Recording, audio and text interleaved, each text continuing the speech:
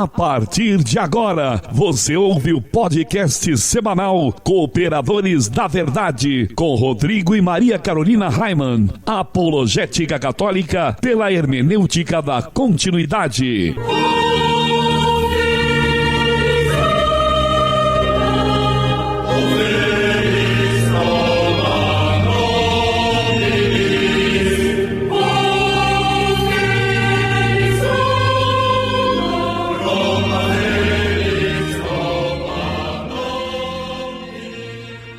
Olá, amigo ouvinte, paz e bem, aqui quem vos fala é o professor Raimann e estamos começando mais um podcast semanal Cooperadores da Verdade, apologética católica pela hermenêutica da continuidade. Aqui se fala a verdade, custe o que custar, doa a quem doer. Lembrando que este programa é transmitido todas as quintas-feiras às 20 horas pela Web Rádio Navegantina, radionavegantina.com.br. Todas as sextas-feiras, também às 20 horas, pela Web Rádio Cristo Jovem, cristojovem.caster.fm. E todos os sábados, em 2 horários, às 10 horas da manhã e com reprise às 19h30, pela Web Rádio Franciscanos, radiofranciscanos.com.br. E o cooperador de hoje, que temos a graça de receber mais uma vez aqui nos estúdios Joseph Ratzinger, é meu afilhado Peter. Tudo bem, Peter? E aí, padrinho Rodrigo, tudo bem? Olá, ouvintes. Um prazer estar aqui de novo. Vamos cooperar com a verdade. É isso aí. E com o objetivo de adquirirmos equipamentos novos para substituir os nossos que já estão sucateados. O Peter hoje viu aqui, né, o trabalho que deu para a gente começar a gravação, porque aqui na nossa região está muito calor e aí as máquinas esquentam bastante. Tem dia que tem que colocar uma bolsa de gelo em cima do computador para ele poder funcionar, né? E para nós podemos também devolver aqueles equipamentos que são emprestados. Inclusive, aqui a placa externa, que é do Peter, né? É minha. Ainda bem que o Peter não é daqueles chato que fica cobrando o tempo todo, né? Então nós estamos fazendo uma vaquinha, é isso mesmo. Basta você entrar na nossa página no Facebook, pois lá tem maiores informações. A Carol sempre gosta de me corrigir, ela diz que não existe informações maiores, né? Nem menores, né? Então lá tem mais informações de como você pode contribuir com o cartão de crédito ou boleto bancário.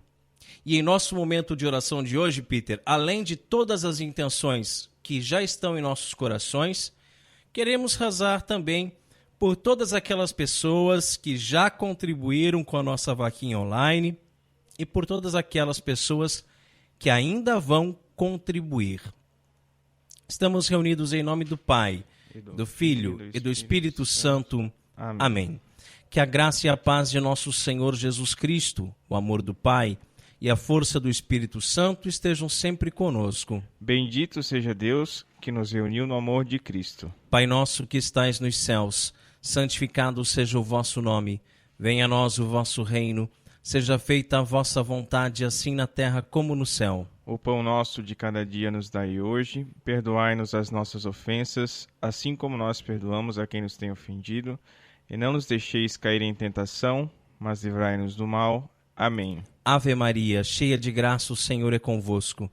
Bendita sois vós entre as mulheres, e bendito é o fruto do vosso ventre, Jesus. Santa Maria, Mãe de Deus, rogai por nós, pecadores, agora e na hora de nossa morte. Amém. Glória ao Pai, ao Filho e ao Espírito Santo, como era no princípio, agora e sempre, por todos os séculos dos séculos. Amém. Amém. Senhor, fazei de mim um instrumento de vossa paz. Onde houver ódio, que eu leve o amor. Onde houver ofensa, que eu leve o perdão. Onde houver discórdia, que eu leve a união. Onde houver dúvida, que eu leve a fé. Onde houver erro, que eu leve a verdade. Onde houver desespero, que eu leve a esperança. Onde houver tristeza, que eu leve a alegria. Onde houver trevas, que eu leve a luz. Ó Mestre, fazei que eu procure mais. Consolar, que ser consolado. Compreender, que ser compreendido. Amar, que ser amado, pois é dando que se recebe, perdoando que se é perdoado. e é morrendo que se vive para a vida eterna. Amém. E continuamos reunidos em nome do Pai, do Filho e do Espírito Santo. Amém.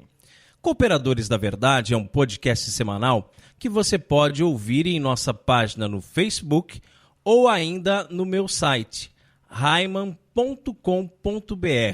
O programa é apresentado por mim e por minha esposa Maria Carolina e, esporadicamente, contamos com a participação de um ilustre colaborador da Verdade, hoje, no caso, meu afilhado Peter.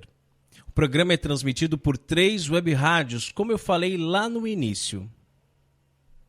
E se você que está nos ouvindo agora também tem uma web rádio e deseja transmitir o nosso programa, nem precisa pedir autorização. É só tocar o terror, porque o nosso objetivo é evangelizar. E quanto mais pessoas forem alcançadas, melhor. Seria interessante apenas mandar uma mensagem para nós. E como faz para mandar uma mensagem, Peter? Pode ser lá na nossa página no Facebook, é facebook.com/Os Cooperadores da Verdade, ou no nosso e-mail, oscooperadoresdaverdade@gmail.com. Assim, a gente pode divulgar o dia e o horário da transmissão aqui no programa. Muito bem. E nossa página no Twitter, você pode deixar a sua sugestão ou crítica e ainda o seu pedido de oração. O endereço é @coop_verdade. E o programa também está disponível em todas as nas principais plataformas de podcasts, tanto para quem usa iPhone quanto para quem usa Android e Windows Phone. Ok? É só procurar Cooperadores da Verdade lá que vai encontrar. É isso, tudo graças ao Peter que manja dos paranauês, né? E no quadro A Vida dos Santos, resolvemos começar falando dos santos doutores. Doutor da Igreja é aquele cristão ou aquela cristã que se distinguiu por notório saber teológico em qualquer época da história. O conceito de doutor da Igreja se difere do de padre da Igreja, pois padre da Igreja é somente aquele que contribuiu para a reta formulação dos artigos de fé até o século VII no Ocidente e até o século VIII no Oriente. Os doutores da Igreja são homens e mulheres ilustres que, pela sua santidade, pela ortodoxia de sua fé e principalmente pelo eminente saber teológico atestado por escritos vários, foram honrados com tal título por desígnio da Igreja. No último programa, nós falamos de Santa Teresinha do Menino Jesus, a nossa pequenina.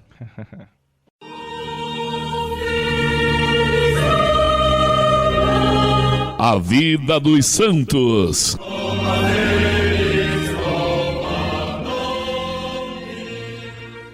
Peter, quem foi o santo escolhido para o programa de hoje? O santo de hoje é São João de Ávila, o apóstolo da Andaluzia. Conta para o povo então, Peter, um pouquinho sobre a vida de São João de Ávila. João de Ávila nasceu em Almodóvar do Campo, em Castilha La Nueva. Olha o espanhol aí. Ah, perfeito, em Castilla la Nueva. É, Castilla, isso. Estudou filosofia e teologia na Universidade de Alcalá. É isso mesmo? Muy bien, muy bien. Muito bem, ok. Foi considerado como um dos mais influentes e eloquentes chefes religiosos da Espanha do século XVI. Foi amigo de Santo Inácio de Loyola e conselheiro... Olha que bom ter um amigo desse, hein? Pois era. E conselheiro espiritual de Santa Teresa, olha aí. Imagina só. Poder, hein? Bem como de São Francisco de Borja. Caramba. Ordenado já sacerdote, mostrou tal eloquência que o arcebispo de Sevilha lhe pediu que se dedicasse à evangelização em seu país. Trabalhou durante 9 anos nas missões de Andaluzia. Foi acusado perante a Santa Inquisição de Sevilha por pregar o rigorismo e a exclusão dos ricos do reino dos céus. Olha só, hein? Passou até pela Inquisição. Pois Ele é. parecia até da TL, hein? Logo após ser liberado, dedicou-se a missionar em todas as regiões da Espanha, principalmente nas cidades. Os mais famosos escritos são as suas cartas e o tratado Audifilia. Foi beatificado em 1894. A Companhia de Jesus celebra sua festa como se fosse um de seus membros, já que João sempre venerou esta ordem e o seu fundador. Ele foi sepultado em Montilla. Não, aí é Montilha, Montilha mesmo. mesmo. Ok. LH ali, né? Montilla, ok. Foi canonizado em 1970 por Paulo VI. Bento XVI proclamou como doutor da Igreja em 2011. Ó, se Bento XVI proclamou, tá proclamado. Já hein? era, Porque né? aí, ó, não tem volta. Eu quero saber se ele vai se autoproclamar doutor da Igreja também. Se pudesse... A proclamação de São João de Ávila como doutor da Igreja Universal significa o reconhecimento da doutrina do santo com um grau de eminente. A Igreja propõe aos fiéis seguir os ensinamentos dos doutores como excepcionais mestres da fé. É isso mesmo, e tem gente que nunca ouviu falar em São João de Ávila, e tem outros ainda que confundem São João de Ávila com São João da Cruz, né? Porque Ávila, a mesma região ali de Santa Teresa. Mesmo tempo também, né? É, bem parecido ali. Tá? São João de Ávila. Rogai por nós. Peter, diga lá, você sabe qual é o lema do nosso programa? Carta de São Paulo a Timóteo. Ah, isso mesmo, garoto. Prega a palavra, insiste oportuna e importunamente, repreende, ameaça, exorta com toda a paciência e empenho de instruir, porque virá tempo em que os homens já não suportarão a sã doutrina da salvação, não é mesmo? A gente está tentando, né? É, sim, e sem desanimar, embora venham ventos contrários, né, como dizia Santa Paulina. Jesus é a palavra de Deus. Ele é o Verbo encarnado. A Bíblia contém a palavra escrita de Deus. Mas a palavra de fato é Jesus, o Verbo de Deus que veio armar sua tenda entre nós. E neste quadro, iremos sempre meditar sobre uma passagem bíblica que pode ser tanto do Antigo como do Novo Testamento.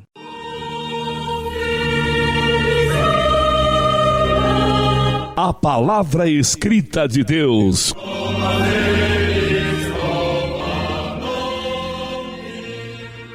O Senhor esteja conosco. Ele está no meio de nós. Proclamação do Evangelho de Jesus Cristo segundo Lucas. Glória a vós, Senhor. Naquele tempo, algumas pessoas comentavam a respeito do templo, que era enfeitado com belas pedras e com ofertas votivas. Jesus disse: Vós admirais estas coisas? Dias virão em que não ficará pedra sobre pedra, tudo será destruído. Mas eles perguntaram: Mestre, quando acontecerá isto? E qual vai ser o sinal de que estas coisas estão para acontecer? Jesus respondeu: Cuidado para não ser desenganados, porque muitos virão em meu nome dizendo: Sou eu. E ainda, o tempo está próximo. Não sigais essa gente. Quando ouvirdes falar de guerras e revoluções, não fiqueis apavorados. É preciso que estas coisas aconteçam primeiro, mas não será logo o fim. E Jesus continuou: Um povo se levantará contra outro povo. Um país atacará outro país. Haverá grandes terremotos, fomes e pestes em muitos lugares. Acontecerão coisas pavorosas e grandes sinais serão vistos no céu. Antes, porém, que estas coisas aconteçam, sereis presos e perseguidos. Sereis entregues às sinagogas e postos na prisão. Sereis levados diante de reis e governadores por causa do meu nome. Esta será a ocasião em que testemunhareis a vossa fé. Fazei o firme propósito de não planejar com antecedência a própria defesa, porque eu vos darei palavras tão acertadas que nenhum dos inimigos vos poderá resistir ou rebater. Sereis entregues até mesmo pelos próprios pais, irmãos, parentes e amigos. E eles matarão alguns de vós. Todos vos odiarão por causa do meu nome. Mas vós não perdereis um só fio de cabelo da vossa cabeça. É permanecendo firmes que ireis ganhar a vida. Palavra da salvação. Glória a vós, Senhor. No texto que lemos hoje, Nosso Senhor faz o seu famoso sermão escatológico. Fala-nos o Mestre a respeito do fim dos tempos. Também hoje, assim como na época de Cristo, este tema desperta interesse geral. Todos querem saber, afinal, quando acontecerá e qual vai ser o sinal de que essas coisas estão para acontecer. Os cristãos devem precaver-se, contudo, para não se deixarem levar por um espírito de curiosidade frívola acerca dessa matéria. Tarô, búzios, né? Essas coisas que a gente vê aí nos finais de anos, né? Essas mulheres que dizem que adivinham o futuro, previsões para não sei o quê, né? Essa futurologia, né? Então, não podemos transformar a nossa fé em futurologia, né? Ou convertendo as próprias Sagradas Escrituras em instrumento para práticas adivinhatórias. Esta definitivamente não é a lição que quer passar-nos Jesus ao tratar dos fins dos tempos. E que pretende ensinar-nos então o Senhor quando menciona as terríveis coisas que estão por vir? A primeira chave de leitura dessa passagem é a imitação de Cristo. Os verdadeiros discípulos de Cristo conformarão suas vidas à do Mestre, serão presos e perseguidos. Olha só, né? Perseguição já começou, né? Tal como ele foi sequestrado e maltratado. Serão entregues às sinagogas e postos na prisão, levados diante de reis e governadores, tal como ele mesmo foi julgado pelas autoridades religiosas de seu tempo, e padeceu sob Pôncio Pilatos. Serão entregues até mesmo pelos próprios pais, irmãos, parentes e amigos. Quantos de nós, né, Peter, não sofremos, às vezes, humilhação porque somos cristãos, porque somos defensores da verdade, até mesmo de parentes e amigos, né? Verdade. Assim como ele foi perseguido em Nazaré. Alguns chegarão a sofrer a morte, e nisto se assemelharão ainda mais a Jesus, que foi injustamente crucificado. Todos vos odiarão por causa do meu nome. Que forte isso, né? Todos vos odiarão por causa do meu nome. É porque nós defendemos o nome de Jesus Cristo, é porque nós defendemos a fé santa, católica e apostólica, que estamos sendo repudiados, estamos sendo odiados pela sociedade. Com isso fica patente que o caminho da cruz não é exceção, mas a regra. O testemunho da fé, significado na palavra de origem grega martírio, é a via ordinária por que se salvam os homens, sejam aqueles escolhidos para derramar por causa de Cristo o seu sangue, sejam aqueles chamados a levarem com heroísmo uma vida consagrada à oração e à penitência. A segunda chave de interpretação é o que dá sentido a tudo que nos narra o Senhor neste Evangelho.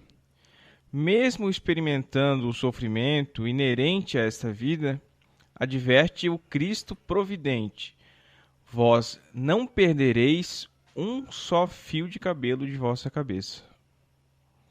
Numa interpretação fiel ao texto original, isso quer dizer que nada do que sofrermos será em vão. Nada de tudo aquilo porque passamos ficará sem sua recompensa. Assim se consumará, então, o nosso processo de configuração a Cristo. Morrendo com Ele, também com Ele viveremos. Eu não sei se isso fica bem claro para o ouvinte que está nos acompanhando, mas muita gente faz uma interpretação errônea, né, Peter? Achando que, o Senhor prometeu que nenhum fio de cabelo eu iria perder, então quer dizer, eu não vou perder nada. Não, você vai perder muita coisa sim, né? Vai perder muito. Só que nada disso vai ser em vão. Tudo é por uma boa causa, né? Exatamente. É permanecendo firmes, conclui Jesus, inspirando-nos confiança que ireis ganhar a vida. Como se dará isso, porém? Qual o segredo para permanecermos firmes e ganharmos, no termo desta vida, a recompensa eterna? A resposta está na oração. Olha o pessoal que não gosta de rezar aí. Ó Deus, sois o amparo dos que em vós esperam, e sem vosso auxílio ninguém é forte, ninguém é santo, diz uma prece litúrgica. A verdade de nossa condição é que somos fracos e pecadores. Para sermos fortes e santos, precisamos comportar-nos realmente como mendigos da graça de Deus. É Ele quem nos concederá a cada dia o pão nosso, para sustento de nosso organismo espiritual, tornando-nos capazes de oferecer o amor que lhe é devido. Não seremos santos e até mesmo a nossa salvação corre grande risco se não rezarmos, e não rezarmos muito.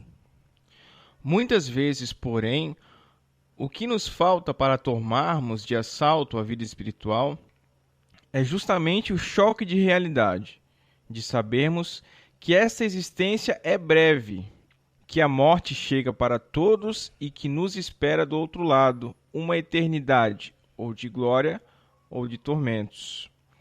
Falta-nos a meditação sobre as últimas coisas, os novíssimos, sobre os quais tanto insistiram os santos.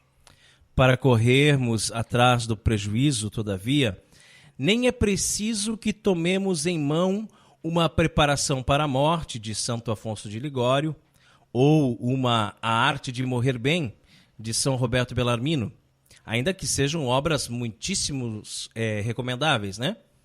Basta, para tanto, que pensemos um pouco nos infortúnios que subitamente advêm a tantos de nossos irmãos, ou nas mortes trágicas que com tanta frequência vemos relatadas em nossos jornais e noticiários televisivos. Deus não nos fala só por palavras, mas também por acontecimentos. A todo momento Ele está a ensinar-nos que este mundo passa e que só no céu, de fato, encontraremos nossa morada definitiva. Tenhamos em mente duas sugestivas imagens. Primeiro, a do caixão. Para muitos de nós, será ele o marco de nosso fim, o fim dos nossos tempos. Segundo, a da mulher grávida, com a qual nosso Senhor comparou certa vez a situação de quem morre na graça.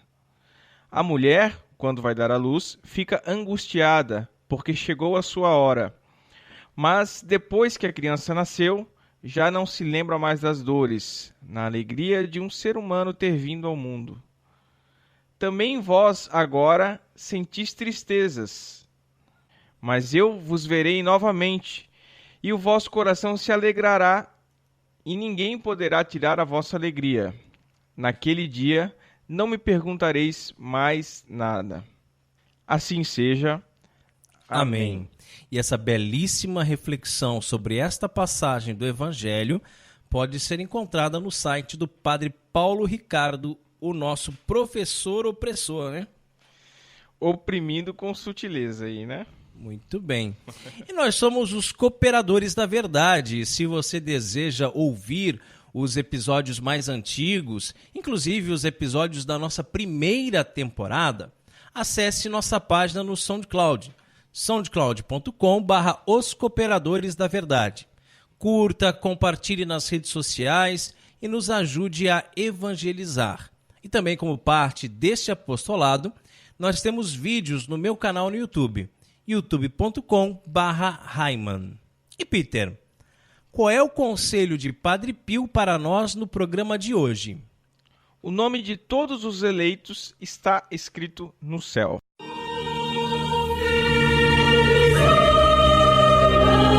Orando com Padre Pio.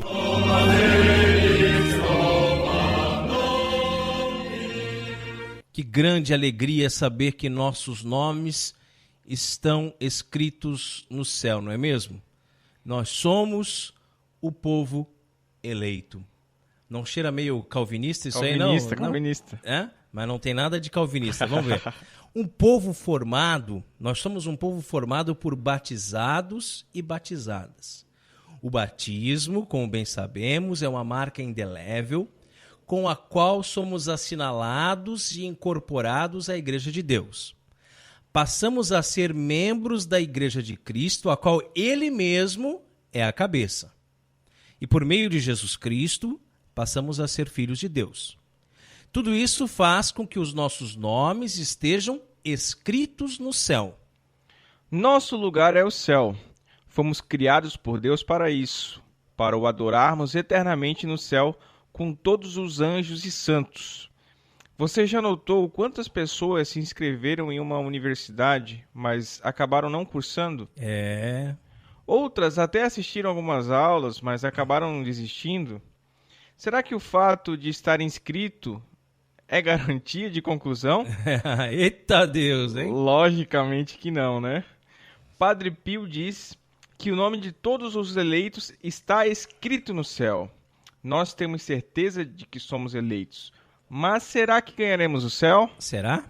Não podemos cair aqui na heresia calvinista da predestinação, de achar que somos predestinados a ir para o céu e que, portanto, agora não precisamos fazer mais nada. Podemos cruzar os braços e ficar esperando a morte chegar, pois já estamos salvos.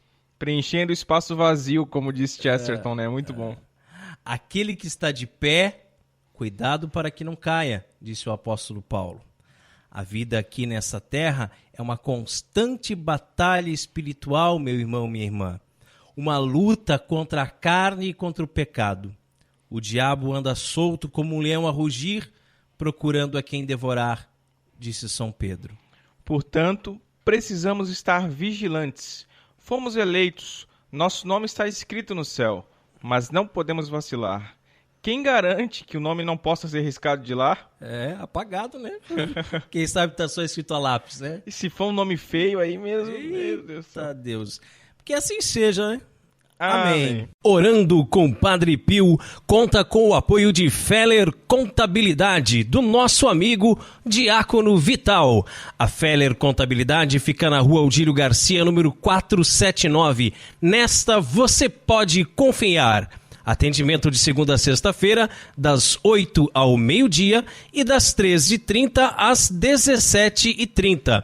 Telefone 3346-2333. fellercontabilidade@matrix.com.br. Em frente à Secretaria da Paróquia São Cristóvão de Itajaí, Santa Catarina.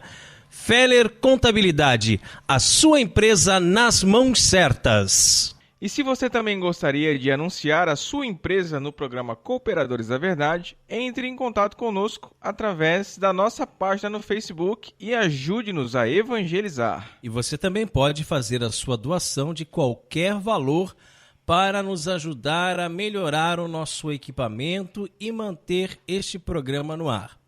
Você pode fazer o seu depósito ou transferência bancária na Caixa Econômica Federal, agência 1879, operação 001, conta 10610-1. E sabe, Peter, um fenômeno interessante é que algumas pessoas têm nos procurado para colaborar com o programa pessoalmente.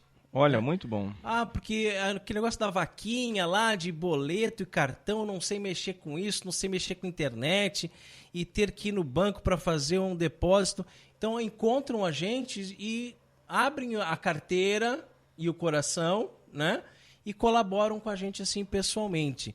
E com isso, né? Com isso tudo, como a gente já falou aqui no programa passado, né? Em alguns programas falamos aqui da rifa que a Grazi e o Dudu fizeram, das cervejas artesanais, que nós conseguimos trocar o microfone. E com o tempo a gente vai trocando os outros equipamentos. Eu tenho certeza que com a graça de Deus a gente vai conseguir.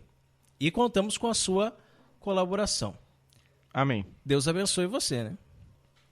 E agora chegamos a um quadro que eu gosto muito aqui nos Cooperadores da Verdade, que é quando meditamos sobre São Francisco de Assis. Quantos belíssimos exemplos da vida desse santo podemos transpor para o nosso dia a dia, não é mesmo?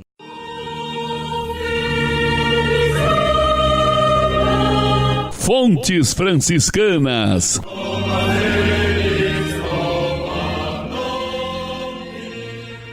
Hoje em dia, há uma inversão de valores tão grande que as pessoas acham que sábio é aquele que tem um diploma universitário, pós-graduação, mestrado, doutorado, pós-doutorado.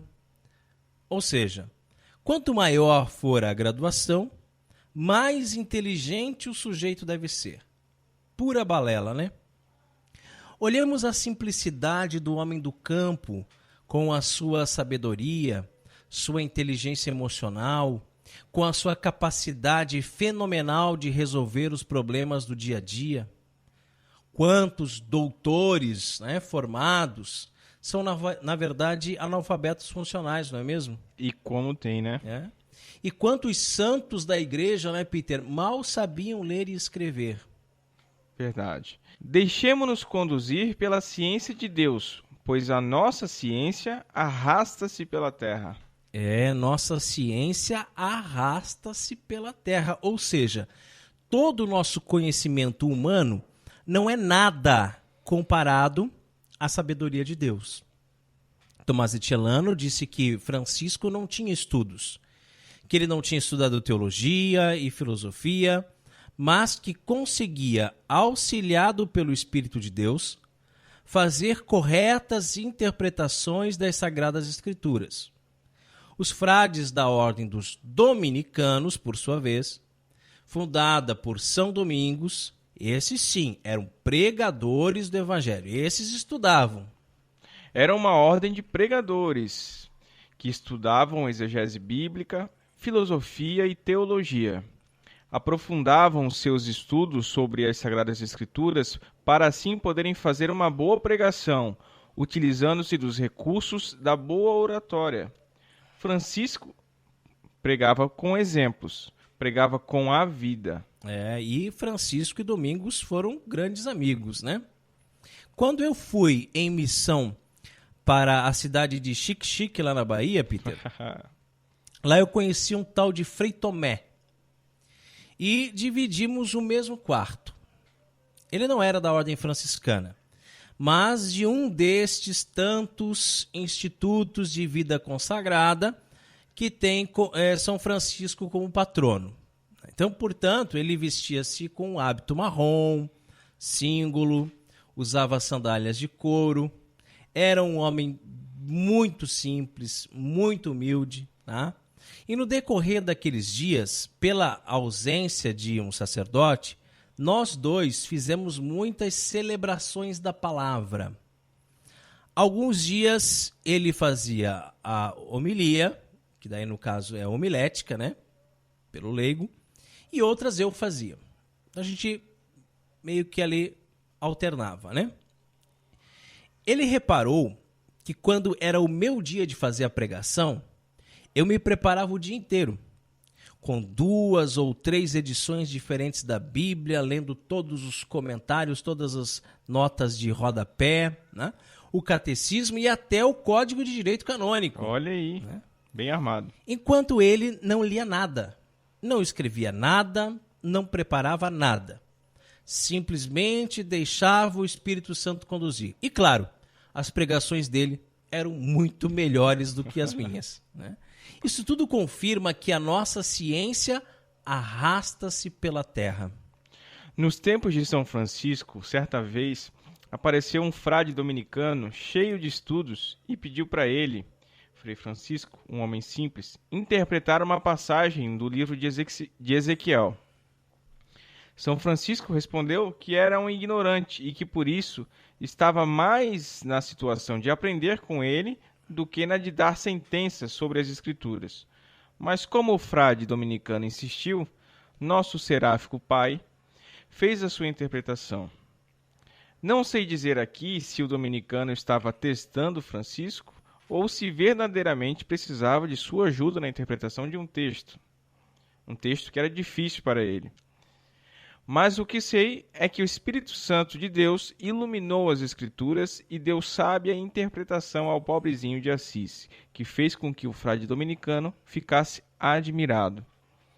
O frade foi embora muito edificado e disse aos companheiros de São Francisco: meus irmãos, a teologia desse homem, firmada na pureza da contemplação, é uma águia a voar. Nossa ciência arrasta-se pela terra. Por isso, amados irmãos, não nos admiremos da retórica humana, das técnicas de pregação, do circo que armam muitas vezes essas igrejinhas pseudo-evangélicas. Prestemos mais atenção nas coisas simples da vida, no homem do campo, nos pássaros do céu, no botão de flor que nasce e desabrocha, na criança que vai aos poucos descobrindo o mundo. Deus é simples. Nós é que somos complicados e com nossos complexos pensamentos acabamos nos afastando dele. Que assim seja. Amém. Amém. E chegamos ao quadro mais gostoso aqui do programa Cooperadores da Verdade, onde nós apreciamos o pão líquido. Porque não somos puritanos, né, Peter? Graças a Deus. Graças a né? Deus, graças E a sabemos valorizar o sabor que os monges cervejeiros nos deixaram como legado. Bem na hora mesmo, hein? Porque eu não aguentava mais de sede. Com esse calor, então?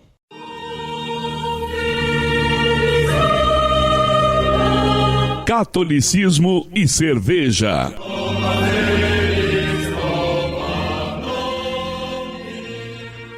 Oremos. Abençoai, Senhor, esta criatura cerveja, que da riqueza do grão vos dignastes produzir, para que seja remédio salutar ao gênero humano. Concedei ainda, pela invocação do vosso santo nome, que quem quer que dela beba, receba de vós a saúde do corpo e a tutela da alma. Por Cristo nosso Senhor. Amém. Amém. E a cerveja de hoje é uma Frida, da cervejaria Blumenau. Ô Frida, você não me procura mais? Em Blumenau, Santa Catarina, Frida, como é que é? É, Frida. Frida. Na verdade, o nome correto nem se escreve dessa forma. Ah, é? É. O nome correto seria Frieda. Frieda. Esse E depois do I dá um prolongamento do I, então fica Frida, né? Mas já está aportuguesado aqui, como muitos nomes alemães já foram aportuguesados. Verdade. Mas Frida é a mulher aqui, né? Tá bom. A Frau é a Frida. Frida é o jeito carinhoso que nos referimos às mulheres. Em Blumenau, né? Na cervejaria Blumenau, Frida é uma deliciosa Belgian Blonde Ale. Isso mesmo. Premiada internacionalmente poucos meses depois de chegar ao mercado. Aqui nós costumamos dizer, principalmente para quem vai na Oktoberfest, né? Que em outubro os meninos viram Fritz e as meninas viram Frida. Né? Só que tem umas coisas meio esquisitas lá pelo meio também, né? Tem os meninos que viram Frida, tem umas coisas meio estranhas lá também, tá? Mas tem que cuidar, né? Vamos às características da Frida. O teor alcoólico razoável, né? 7%. A gravidade original, que é aquela medida das substâncias fermentáveis e não fermentáveis do mosto cervejeiro antes da fermentação, é de 1072, tá? O estilo, como o Peter já falou, é uma Belgian Blonde Ale, temperatura de serviço entre 7 a 10 graus, e o copo apropriado é uma taça belga Blumenau. E ela está disponível em garrafas de 500 ml. De coloração dourada clara, apresenta uma abundante e persistente espuma branca. O aroma tem uma profusão de frutas e condimentos. O sabor é suave e delicado. Possui uma textura aveludada e um final seco. A harmonização deve ser feita com queijos azuis, peru à Califórnia, filé ao molho Roquefort, pera caramelizada com sorvete de creme. Premiações 2016: bronze no Festival Brasileiro da Cerveja, ouro no South Beer Cup 2016, bronze no Australian Beer Awards 2016 e prata na International Beer Challenge. Olha aí, cara, muitos prêmios, hein? Muitos prêmios, né? E assim, ó, são prêmios recentes, né? Ela mal foi lançada, ela já ganhou vários prêmios. Todos desse ano. Né? E essa do ano passado, né? Ah, do ano passado, do ano claro. passado, né? Mas enfim, essa Frida, ela foi gentilmente doada ao nosso programa pela Beer Villa, restaurante e choperia de Blumenau, Olha que fica aí. lá na Vila Germânica, onde é Oktoberfest o ano inteiro. Anexo ao restaurante, há uma loja com mais de 400 rótulos de cerveja. Que maravilha, hein? E nós estamos muito obrigados ao Ulisses, que nos serviu aqui essa cerveja. Muito obrigado, Ulisses. Valeu, Beer Villa. Mas nós viemos aqui para beber ou para conversar? Eu vim pra beber. Ein Prosit. Der Gemütlichkeit. Muito cheirosa, Olha né? aí, muito bom. E realmente a espuma, essa espuma branca mesmo, assim, e persistente, né? Você viu quanto tempo que tá demorando para baixar a espuma dela? Uhum. Muito boa, hein? Muito boa, né? Bem refrescante, né? Bem refrescante. Bem... uma cerveja de verão, né? Porque você vê que, geralmente, eu tenho essa impressão de que as cervejas belgas são cervejas mais de inverno, né? Mas, realmente, essa é uma cerveja bem clara, né? Bem refrescante, bem saborosa, né? Marcante. E ela é clara, mas ela é muito forte, né? Você não consegue enxergar seu dedo do outro lado do copo aqui, né? Sim, ela é uma cerveja clara, mas ela é turva, né? Turva, muito turva, né? Ela, não sei se existe essa palavra, a turbidez dela. Depois procurem no dicionário. Se assemelha muito às Weizen, né? Isso, cervejas de exatamente, trigo. Né? Exatamente. Muito parecida. Mas muito saborosa mesmo. Valeu aí, Cervejaria Blumenau, hein, pela Frida, hein? Muito boa. Sim, no final, né?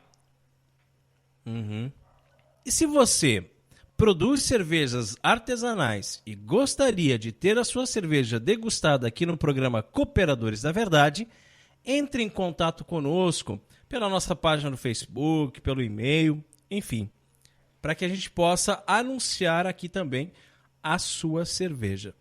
E no quadro mais polêmico do nosso programa, hoje vamos falar sobre as aparentes contradições na igreja. Xiii, lá vem treta.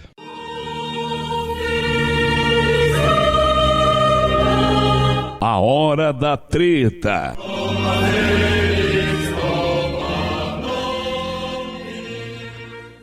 A aparente contradição entre as cartas de Tiago e Paulo. Somos salvos pela fé, não pelas obras, garante São Paulo. Aí vem Tiago e manda real. Ora, a fé sem obras é morta. Briga! Não vai rolar pescotapa, nem vai ter apóstolo riscando o chão com a peixeira. A contradição entre as cartas desses apóstolos na Bíblia é apenas aparente. Sobre a doutrina da salvação, Tiago e Paulo ensinam a mesmíssima coisa, porém, cada um enfatiza um aspecto diverso da questão. A carta de Tiago que Lutero queria arrancar da Bíblia, dizendo que era uma carta de palha, né? Está em perfeita harmonia com a teologia de Paulo. É que Lutero é que não conseguia perceber muito bem essas coisas. A teologia de Lutero era uma teologia de boteco, né? Literalmente, né? Fanfarrão, né? Fanfarrão. Né? Afinal, Paulo também afirma que no dia do juízo, o Senhor retribuirá a cada um segundo as suas obras, como nós podemos conferir na carta aos Romanos. E que diante de Deus não são justos os que ouvem a lei, mas serão tidos por justos os que praticam a lei, na mesma carta aos Romanos. Vixe. Eu acho que Lutero não leu, hein? Não leu. Sobre isso, Bento XVI, nosso grande Papa opressor, esclarece. Assim, a Carta de São Tiago mostra-nos um cristianismo muito concreto e prático. A fé deve realizar-se na vida, sobretudo no amor ao próximo e particularmente no compromisso pelos pobres. É com esta base que deveria ser lida também a famosa frase: assim como o corpo sem alma está morto, assim também a fé sem obras está morta. Por vezes, essa declaração de Tiago foi contraposta às afirmações de Paulo, segundo o qual nós somos tornados por Deus justos, não em virtude das nossas obras, mas graças à nossa fé, como lá em Gálatas, também em Romanos, né? Contudo, as duas frases, aparentemente contraditórias, com as suas perspectivas diversas, na realidade, se forem bem interpretadas, quem é que pode bem interpretar alguma coisa aqui, Peter? O magistério, da igreja. Não é eu, não é tu, não é ninguém. É o magistério. Não. Né? Se forem bem interpretadas, então elas se completam.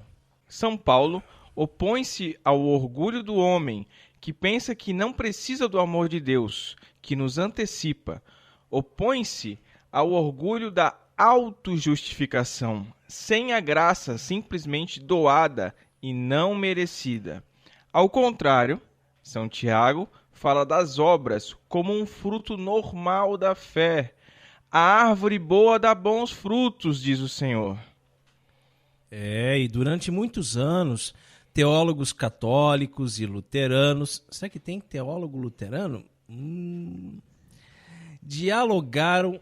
Pseudo-teólogos luteranos dialogaram intensamente, buscando chegar a um consenso sobre a doutrina da justificação. O ponto central das discussões era, afinal, como a pessoa decaída é resgatada e salva. Durante o papado de João Paulo II, em 1999, o Vaticano publicou a Declaração Conjunta sobre a Doutrina da Justificação e um documento anexo em que a Igreja Católica e a Federação Luterana Mundial declararam concordar em muitas verdades básicas, permanecendo, entretanto, algumas discordâncias. Em algumas coisas eles continuam protestando. É verdade. Né?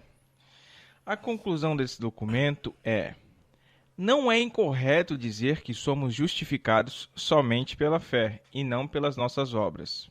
De fato, somos aceitos por Deus pelos méritos de Cristo e não pelos nossos méritos. Entretanto, sem estar devidamente conectada a outras verdades de fé, esta fórmula luterana, sola fide, somente pela fé, pode gerar a confusão em uma multidão de almas. Pode e gera. Né? Pode e gera. Levando-as ao erro e ao inferno. Forte isso, hein? Fortíssimo. Então, cuida, né? Você, meu irmão, minha irmã, que advém do protestantismo, que acha que é bonito sair por aí com uma camiseta estampada sola fide, né? Ou sola escrituras, né? Ou sola gratia. Cuidado. Solamento pode. Solamento pode. Porque pode também levar muitas almas ao erro e ao inferno, hein? Afinal, muitos podem pensar: já que não é pelas observações dos mandamentos que somos justificados, então posso pecar à vontade. É justamente isso que Lutero falou, né? Peca fortemente, mas crê mais fortemente ainda. Basta crer que Jesus é o Senhor, que eu serei salvo de qualquer modo. Senta lá. É verdade. E aí vem aquela história que nós falávamos no programa passado, que é a questão da máscara, né? Então, eu sou pecador, mas eu vou colocar uma máscara de santo e eu vou entrar no céu com essa máscara de santo. Faz de conta que sou santo. Gente, não funciona, não funciona. Seremos salvos pela graça, não é pelos nossos méritos, mas a fé sem obras é morta. Nós temos que fazer a nossa parte.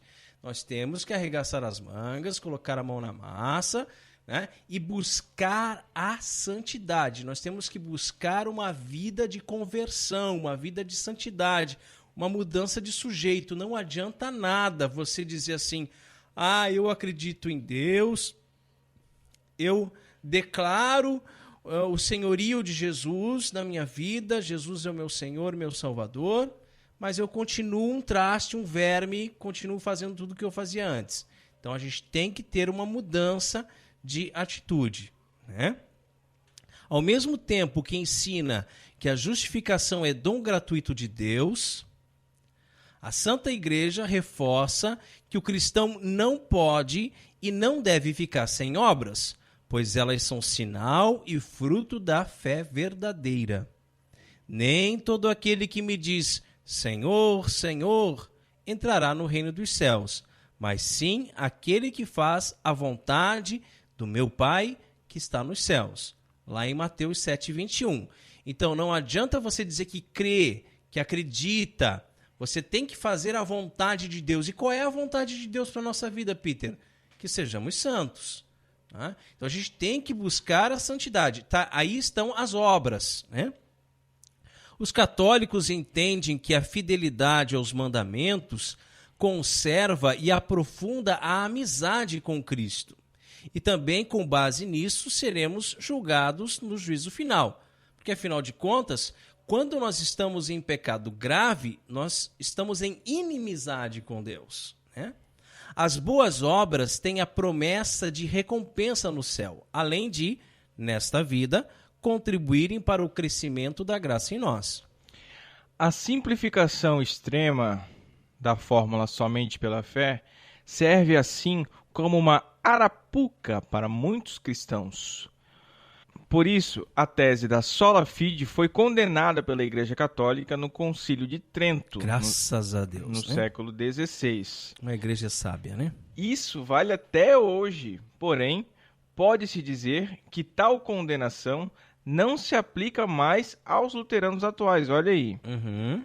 Ao menos aqueles que entraram em acordo com o Vaticano. E nós queremos parabenizar mais uma vez o site O Catequista por essa belíssima reflexão. Muito obrigado mesmo, de coração, pelo importante papel que vocês vêm desenvolvendo na internet. E agora o Peter tem um convite especial para você que mora aqui em Itajaí e região. Vamos lá. Eu quero convidar a todos a participarem das Santas Missas no Carmelo de Itajaí. O Carmelo Santa Teresa fica na rua Benjamin Constante, 425, no bairro Cabeçudas. E atenção aos novos horários a partir de fevereiro. Segunda a sexta, às 7 horas da manhã. Sábado, às 5h30 da tarde e domingo também às 5h30 da tarde. Então, domingo não tem mais a missa domingo de manhã, né? De manhã não tem mais. Não tem mais. A partir de fevereiro, tá? Então, as missas de domingo que a gente costumava ir, né, Peter? Costumávamos ir, né?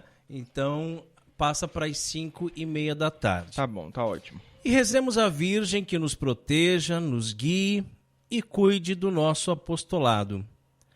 Ó Maria, Virgem Imaculada, saudamos-te e invocamos-te com as palavras do anjo, cheia de graça, o nome mais bonito com o qual o próprio Deus te chamou desde a eternidade. Cheia de graça és tu, Maria, repleta do amor divino, desde o primeiro momento da tua existência, providencialmente predestinada para ser a mãe do Redentor e intimamente associada a ele no mistério da salvação. Na tua imaculada conceição resplandece a vocação dos discípulos de Cristo, chamados a tornar-se, com a sua graça, santos e imaculados no amor. Em ti brilha a dignidade de cada ser humano, que é sempre precioso aos olhos do Criador. Quem para ti dirige o olhar, ó Mãe toda santa, não perde a serenidade, por muito difíceis que sejam as provas da vida. Mesmo se é triste a experiência do pecado que deturpa a dignidade dos filhos de Deus, quem a ti recorre redescobre a beleza da verdade e do amor, e reencontra o caminho que conduz à casa do Pai. Cheia de graça és tu, Maria, que aceitando com o teu sim os projetos do Criador, nos abristes o caminho da salvação. Na tua escola, ensina-nos a pronunciar também nós o nosso sim à vontade do Senhor. Um sim que se une ao teu sim, sem reservas e sem sombras, do qual o Pai Celeste quis precisar para gerar o homem novo, Cristo, único Salvador do mundo e da história. Dá-nos coragem de dizer não aos enganos do poder, do dinheiro, do prazer, aos lucros desonestos, à corrupção e à hipocrisia, ao egoísmo e à violência. Não ao maligno, príncipe enganador deste mundo. Sim a Cristo, que destrói o poder do mal com a onipotência do amor. Nós sabemos que só corações convertidos ao amor, que é Deus, podem construir um futuro para todos. Cheia de graça és tu, Maria, o teu nome é para todas as gerações penhor de esperança certa. A esta fonte, a nascente do teu coração imaculado, voltamos mais uma vez peregrinos confiantes para aurir fé e conforto, alegria e amor, segurança e paz. Virgem cheia de graça, mostra-te terna e solícita aos habitantes desta tua cidade, para que o autêntico espírito evangélico anime e oriente os seus comportamentos. Mostra-te mãe providente e misericordiosa do mundo inteiro, para que, no respeito da dignidade humana e no repúdio de qualquer forma de violência e de exploração, sejam lançadas as bases firmes para a civilização do amor. Mostra-te, Mãe, especialmente de quantos têm mais necessidade, os indefesos, os marginalizados e os excluídos, as vítimas de uma sociedade que com muita frequência sacrifica o homem a outras finalidades e interesses. Mostra-te, Mãe de todos, ó Maria, e dá-nos Cristo, a esperança do mundo. Amém. Amém. Salve, Rainha, Mãe de misericórdia, vida, doçura e esperança nossa, salve. A vós bradamos, degredados filhos de Eva, a vós suspirando, gemendo e chorando neste vale de lágrimas. Eia, pois, advogada nossa, esses vossos olhos misericordiosos a nós volvei, e depois desse desterro mostrai-nos Jesus, bendito o fruto do vosso ventre. Ó clemente, ó piedosa, ó doce sempre Virgem Maria, rogai por nós, Santa Mãe de Deus, para que sejamos dignos das promessas de Cristo. Amém. Debaixo de vossa proteção nos refugiamos, Santa Mãe de Deus. Não desprezeis nossas súplicas em nossas necessidades, mas livrai-nos sempre de todos os perigos. Ó Virgem gloriosa e bendita. Amém. E chegamos ao fim de mais um programa Cooperadores da Verdade. Venha você também ser um cooperador. Colabore com esse apostolado fazendo a sua doação para que possamos adquirir equipamentos melhores para manter este programa no ar. Contamos com a sua generosidade e também com a sua oração. Muito obrigado a você que nos acompanhou nesse podcast. Ajude a divulgar compartilhando nas redes sociais. Obrigado, Peter. Deus abençoe a todos. Paz e bem. Obrigado, padrinho. Obrigado, ouvintes. Salve Maria e até mais.